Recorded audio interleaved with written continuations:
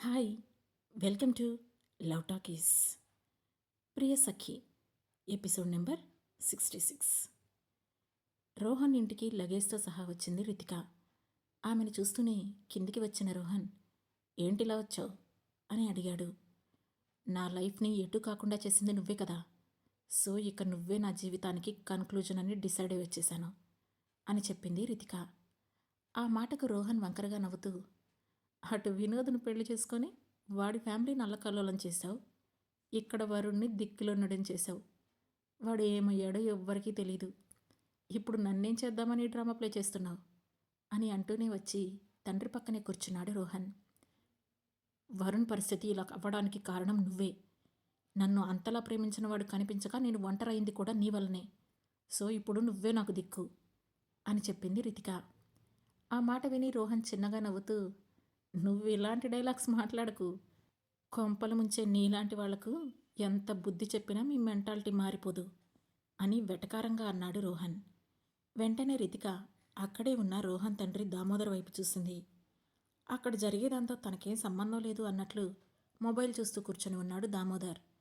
దాంతో వెంటనే రితిక అతన్ని పిలుస్తూ, అంకుల్, మీ అబ్బాయి వలన నా లైఫ్ స్పాయిల్ అయింది. మీరే ఏదో ఒకటి చేసి నన్ను సేవ్ చేయండి ప్లీజ్ అని బ్రతిమాలుతూ అడిగింది రితిక. అప్పుడే తలెత్తి ఆమెను సూటిగా చూసిన దామోదర్, నా కొడుకు చేసే పనుల్లో నేను అస్సలు వేలుపెట్టను అని చెప్పి రోహన్ వైపు చూసి, ఎక్కువసేపు ఇంట్లో న్యూసెన్స్ చేయకు అని అక్కడి నుంచి వెళ్ళిపోయాడు. తండ్రి అలా వెళ్ళిపోగానే, ఏంటి తట్టా బుట్ట సర్దుకొని వచ్చినట్లున్నావు, ఇక్కడ సెటిల్ అవుదాం అనుకుంటున్నావా అని అడిగాడు రోహన్. చెప్పాను కదా, నా లైఫ్కి నువ్వే ఏదో ఒక దారి చూపించు, లేదంటే నీ పేరు రాసి సూసైడ్ చేసుకుంటాను అని చెప్పింది రితిక. ఆ మాటతో అక్కడి నుంచి లేచి నేరుగా తన రూమ్లోకి వెళ్ళిపోయాడు రోహన్. వీడేంటి ఇలా వెళ్ళిపోయాడు, కాస్త కూడా నా ప్రాణాలంటే లెక్కలేదా? వీడు కేర్ చేయకపోతే నిజంగానే మీడియాకి కాల్ చేసి ఖచ్చితంగా వీడింట్లోనే సూసైడ్ చేసుకుంటాను. అప్పుడు కానీ నా లైఫ్ని, వరుణ్ లైఫ్ని పాడు చేసిన వీడికి బుద్ధి రాదు అని పళ్ళు పటపటా కొరుకుతూ రోహన్ కోసం ఎదురు చూస్తూ ఉంది రితిక. అప్పుడే రోహన్ రివాల్వర్ తీసుకొచ్చి అక్కడే ఉన్న టీపాయ్పై పెట్టి, ఇప్పుడు నువ్వు హ్యాపీగా సూసైడ్ చేసుకోవచ్చు అని చెప్పాడు. ఆ మాటతో షాక్ అవుతూ, అంటే నేను చస్తానన్నా కూడా నీకు ప్రాబ్లం లేదా? నేను నీ ఇంట్లో చస్తే నిన్ను పోలీసులు అరెస్ట్ చేస్తారు, నీ లైఫ్, మీ ఫ్యామిలీ పరువు అన్నీ పోతాయి అని బెదిరించడానికి ప్రయత్నిస్తూ చెప్పింది రితిక. ఓ అవునా, బట్ సో సారీ. నేను నిన్ను ఇదే ఇంట్లో చంపినా, లేదంటే ట్యాంక్ బండ్ దగ్గర షూట్ చేసినా, బుద్ధుడి విగ్రహం ముందు షూట్ చేసి చంపినా, ఒక్క నిమిషం కూడా జైలుకి వెళ్లకుండా మా నాన్న నన్ను సేవ్ చేయగలరు. చెప్పు, నువ్వు షూట్ చేసుకొని చేస్తావా, లేదంటే నన్ను షూట్ చేయమంటావా? నాకేం ప్రాబ్లం లేదు, వెంటనే చేసిస్తాను అంటూ రివాల్వర్ చేతిలోకి తీసుకున్నాడు రోహన్. అతని మాటలకు ప్రవర్తనకు విస్తుపోతూ, అసలు నువ్వు మనిషివేనా? నువ్వు మా లైఫ్ స్పాయిల్ చేసింది కాకుండా ఇప్పుడు నన్ను చంపేయడానికి కూడా సిద్ధపడుతున్నావా అని అడిగింది రితిక. జీవితాలు నాశనం చేయటం గురించి నువ్వు మాట్లాడకు పాపా. నువ్వు నా ఫ్రెండ్ లైఫ్ని స్పాయిల్ చేశావు. వాడు జీవోత్సవంలో బెడ్డ మీద పడున్నాడు.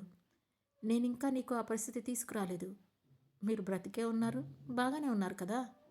కావాలంటే చెప్పు, ఆ సిచ్యువేషన్ కూడా తీసుకొచ్చేస్తాను. తీసుకురానా అన్నాడు రోహన్. చూడు రోహన్, అదంతా వదిలే.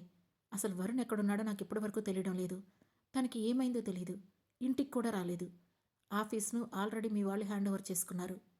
ఇప్పుడు నువ్వు నీ ఫ్రెండ్కి జరిగిన అన్యాయానికి వరుణ్ణి శిక్షించడం ఎంతవరకు కరెక్ట్ అని ఏడుస్తూ అడిగింది రితిక. నా ఫ్రెండ్ అలా అవ్వడానికి కారణం అదే వరుణ్ కదా. నువ్వు వినోద్తో పెళ్ళైన కొత్తలో చాలా బాగానే ఉన్నావు. ఆ వరుణ్ వచ్చి నిన్ను కాంటాక్ట్ అయ్యే వరకు మీ ఇద్దరు హ్యాపీగానే ఉన్నారు. వాడు కాంటాక్ట్ అయ్యాకే నువ్వు వినోద్కి దూరం అయ్యావు. నువ్వు ఆ వరుణ్ గాడు కలిసి చేసిన దానికి నేను మీకు చేసింది చాలా తక్కువ. అయినా వరుణ్ ఎక్కడున్నాడో నీకు తెలీదా అని సూటిగా ఆమెనే చూస్తూ అడిగాడు రోహన్. ఆ మాటతో కొంచెం తడబడుతూ, తెలీదు అని చెప్పింది రితిక. నా దగ్గరికి వచ్చి నా ఇంట్లో ఉండి నన్ను పడేసి ఆ వరుణ్ ప్రాపర్టీని మళ్ళీ వాడికి వచ్చేలా చేయడం కోసమే కదా నువ్వు ఇక్కడికి వచ్చింది అని కళ్ళెగరేస్తూ అడిగాడు రోహన్. ఆ మాటకు రితిక షాకింగ్గా అతన్ని చూసింది. నీ ప్లాన్స్ అర్థం చేసుకోలేని చిన్న పిల్లాడిని కాదు రితిక. నువ్వు ఇంకా ఇక్కడ ఇష్యూ క్రియేట్ చేయాలని చూస్తే ఇద్దరిని కలిపి చంపేస్తాను అని చెప్పాడు Rohan. But Rohan, you are mistaken. వరుణ్కి ఏమైందో నాకు తెలీదు. అతను చనిపోయాడో బ్రతుకున్నాడో కూడా తెలీదు.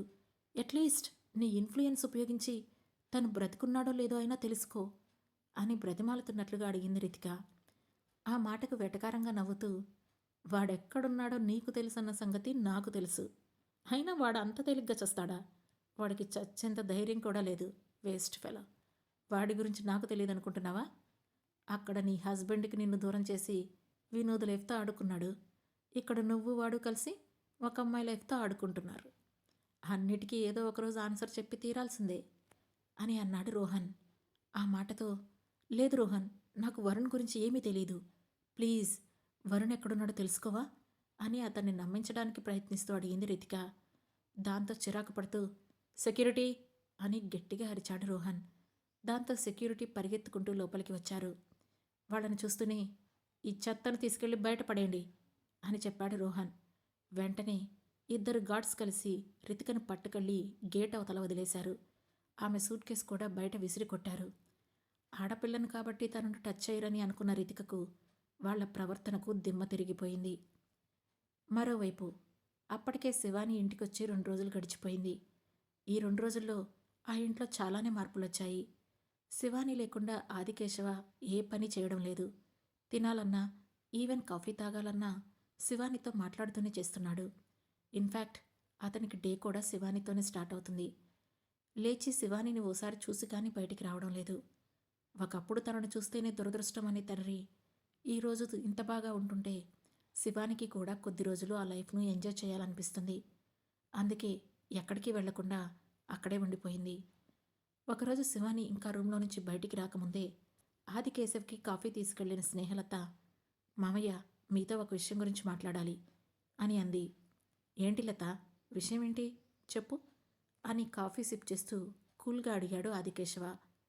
మామయ్య, మనం చిన్నప్పటి నుంచి అనుకుంటున్న విషయమే. ఇంకా లేట్ చేయడం ఎందుకు? రవీంద్రకి శివానికి పెళ్లి చేసేద్దాం అని ఏ సుత్తి లేకుండా డైరెక్ట్గా చెప్పింది స్నేహలత. ఆ మాటకు నుదురు చిట్లించి ఆమె వైపు చూశాడు ఆదికేశవ. దాంతో తడబడిన ఆమె, అంటే మామయ్య, శివాని అక్కడ ఉండడానికంటే ఎక్కువగా బయటెక్కడో సిటీలలో ఉండడానికి ఇష్టపడుతుంది. అదే మనం రవీంద్రతో తను పెళ్లి చేశామనుకోండి, ఇక శివాని ఎక్కడికి వెళ్ళదు, ఇక్కడే ఉంటుంది.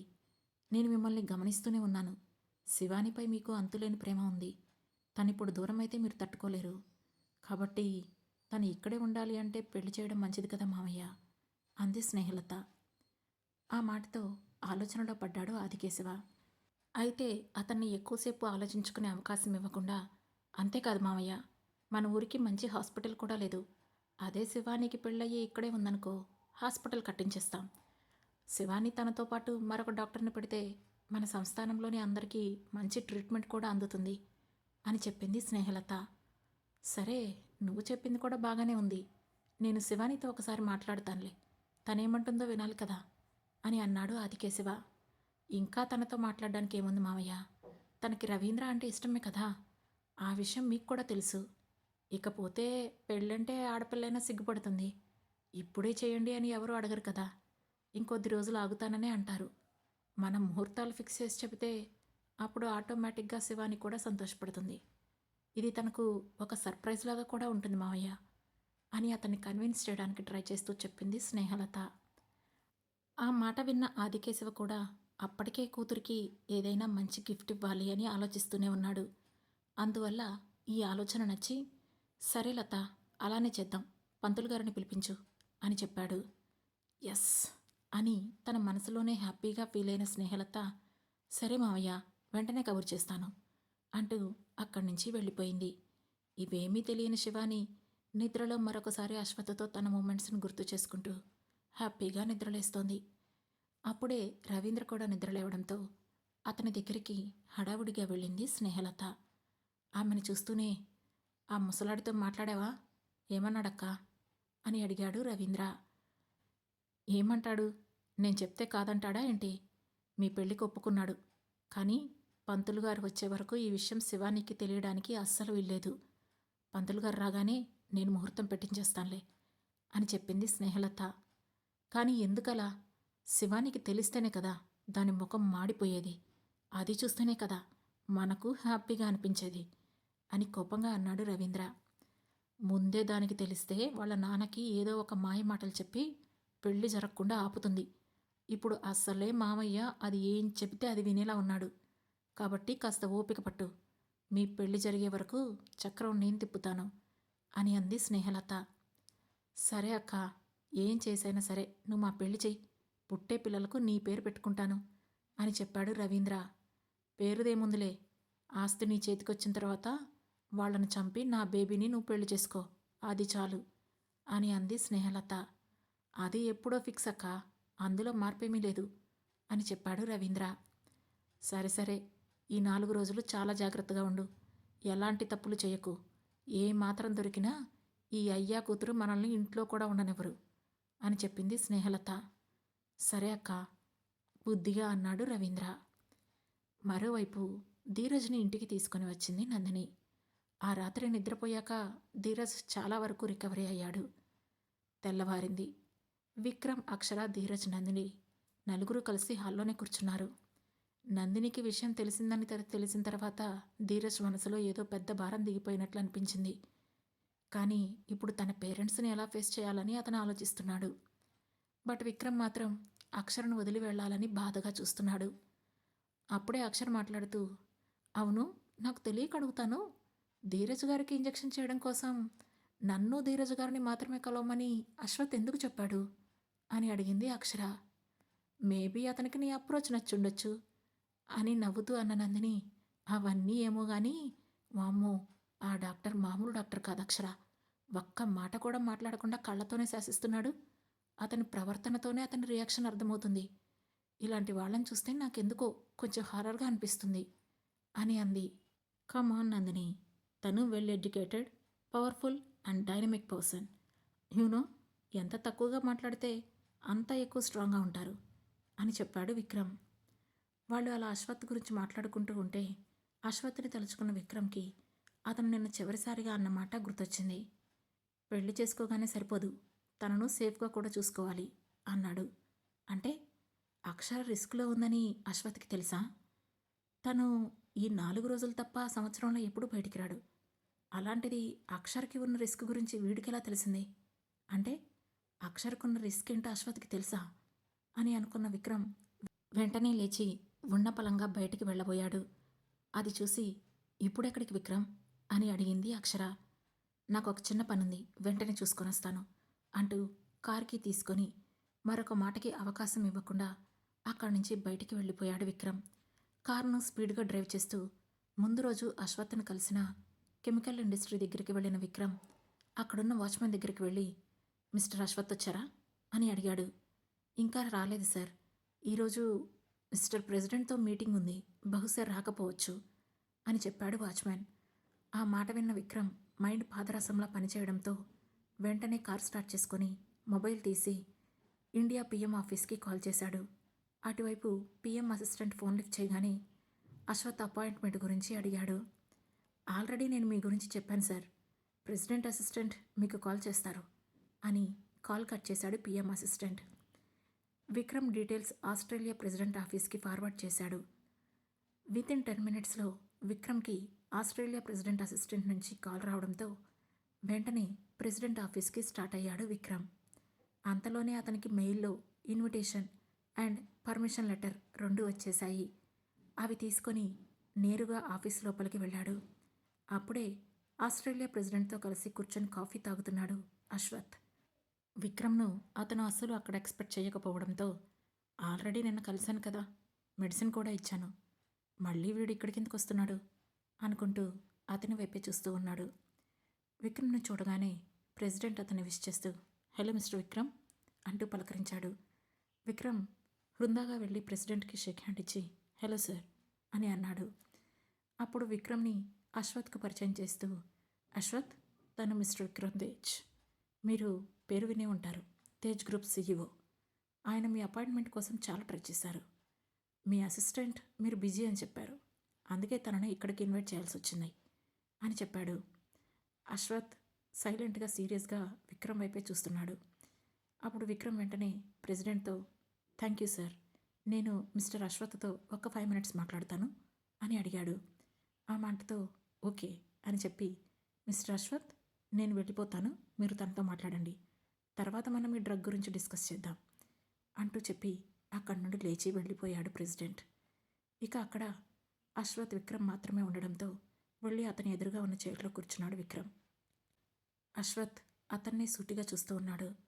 అప్పుడు విక్రమ్ నేరుగా పాయింట్లోకి వస్తూ, లిజన్ అశ్వత్, నేను నిన్ను ఇక్కడ ఇబ్బంది పెట్టడానికి రాలేదు, ఒకే ఒక చిన్న విషయం గురించి అడగడానికి వచ్చాను, ఆన్సర్ చెప్తావా అని అడిగాడు. అశ్వత్ అదేంటి అన్నట్లు నుదురు చెట్లించి చూడగా, అక్షర నా వైఫ్ అని తెలుసుకోవడంలో నీకు పెద్ద ఇన్వెస్టిగేషన్ అవసరం లేదు, బట్ అక్షర రిస్క్లో ఉందని నీకెలా తెలుసు అని అడిగాడు విక్రమ్. తను నీ వైఫ్ అని తెలుసుకున్నవాడిని తనకున్న రిస్క్ ఏంటో తెలుసుకోలేనా అని అడిగాడు అశ్వత్. నువ్వు సంవత్సరంలో అన్ని రోజులు ఎక్స్పెరిమెంట్స్ పర్పస్తో ఎక్కడెక్కడో ఉంటావు, అసలు నువ్వు ఎక్కడుంటావో కూడా ఎవరికీ తెలియదని నేను ఆల్రెడీ తెలుసుకున్నాను. నువ్వు ఈ మధ్యనే బయటకు వచ్చావు, అలాంటప్పుడు అక్షర మీద అటాక్స్ గురించి నీకెలా తెలుసు? అంటే తనపై అటాక్ చేసేది ఎవరో నీకు తెలుసు కదా అని అనుమానంగా అడిగాడు విక్రమ్. ఆ మాటతో చిన్నగా నవ్విన అశ్వత్, తెలిస్తే మాత్రం నీకు చెప్తానా ఏంటి అని అడిగాడు. నాకు చెప్పకపోయినా పర్వాలేదు, బట్ అక్షరకి ఏమైనా అయితే మాత్రం అవతల ఉన్నది ఎవరైనా సరే వాళ్ళను మాత్రం ప్రాణాలతో వదిలిపెట్టను అని సీరియస్గా చెప్పాడు విక్రమ్. కాంట్రాక్ట్ మ్యారేజ్ చేసుకున్న నీకు నీ వైఫ్ అంటే అంత ప్రేమ ఉందా అని వెటకారంగా అడిగాడు అశ్వత్. భార్యను ప్రేమించిన వాడు ఎవడుంటాడు? భార్యపై ప్రేమ మాత్రమే కాదు, అంతకుమించి బాధ్యత కూడా ఉండాలి. అది నాకుంది, అందుకే ఇంత దూరం వచ్చి నీతో మాట్లాడుతున్నాను అని అన్నాడు విక్రమ్. ఓ, అందుకేనా తనను తీసుకొచ్చి ఒంటరిగా ఈ ఆస్ట్రేలియాలో చదివిస్తున్నావు అని అడిగాడు అశ్వత్. ఆ మాటతో నుదురు చెట్లించి చూశాడు విక్రమ్. నువ్వు తనని ఇక్కడ వదిలి ఒంటరిగా వెళ్ళిపోతావు, తాను ఇక్కడ ఒంటరిగా ఉంటుంది, సో నీ శత్రువులకు నువ్వే మంచి ఛాన్స్ ఇస్తున్నట్లున్నావు కదా అని అతన్ని రెచ్చగొడుతున్నట్లు అడిగాడు అశ్వత్. లేదు, నీ ద్వారా నేను వాళ్లకు వార్నింగ్ ఇస్తున్నాను, ఇందులో నువ్వు లేవని అనుకుంటున్నాను. ఉన్నావని తెలిస్తే మాత్రం ఇన్ని రోజులు నీ దగ్గర తగ్గి ఉన్నానని నన్ను తక్కువ అంచనా వేయకు, అందరినీ నరకం చూపించి మరీ చంపేస్తాను అని చెప్పి అక్కడి నుండి లేచాడు విక్రమ్. నాకు వార్నింగ్ ఇవ్వడం కోసం 2 దేశాల పిఎంలతో కనెక్షన్ కలిపావా అని వెటకారంగా అడిగాడు అశ్వత్. లేదు, నీ దగ్గర ఇన్ఫర్మేషన్ తెలుస్తుందని వచ్చాను, బట్ నువ్వు ఏమీ చెప్పవనే విషయం 1 గంట పాటు నా మైండ్ మర్చిపోయింది అని సీరియస్గా చెప్పి అక్కడి నుండి వెళ్ళిపోయాడు విక్రమ్. వెళుతున్న అతన్నే చూస్తూ, నాకు నీతోనే వైరం, అంత మాత్రం చేత నీ వైఫ్కి ప్రాబ్లం క్రియేట్ చేసే వేస్ట్ ఫెలో నేను కాదు అని నవ్వుకుంటూ ఉన్నాడు. ఇంతలో అక్కడికి ప్రెసిడెంట్ రావడంతో ఇక అతనితో మాటల్లో పడిపోయాడు అశ్వత్. మరోవైపు ఇంటికి వెళుతున్న విక్రమ్కి మనసంతా ఎందుకో భారంగా ఉంది. ఇంతకుముందు అక్షరపై అటాక్స్ జరుగుతున్న విషయం తెలిసినా కూడా అదెవరో తెలుసుకొని వాళ్ళ నుంచి తనను కాపాడుకోవాలి అని ఆలోచనలో ఉండేవాడు. కానీ కొత్తగా ఇప్పుడు ఆమెకు ఏమైనా అవుతుందా అని భయంగా అనిపించడం మొదలయ్యింది. అది ఆమె మీద కలుగుతున్న ప్రేమ వల్ల వచ్చిన భయం కావచ్చు. అందుకే ఇంట్లో కార్ పార్క్ చేయగానే హడావుడిగా అక్షరని వెతుక్కుంటూ ఇంట్లోకి వచ్చాడు.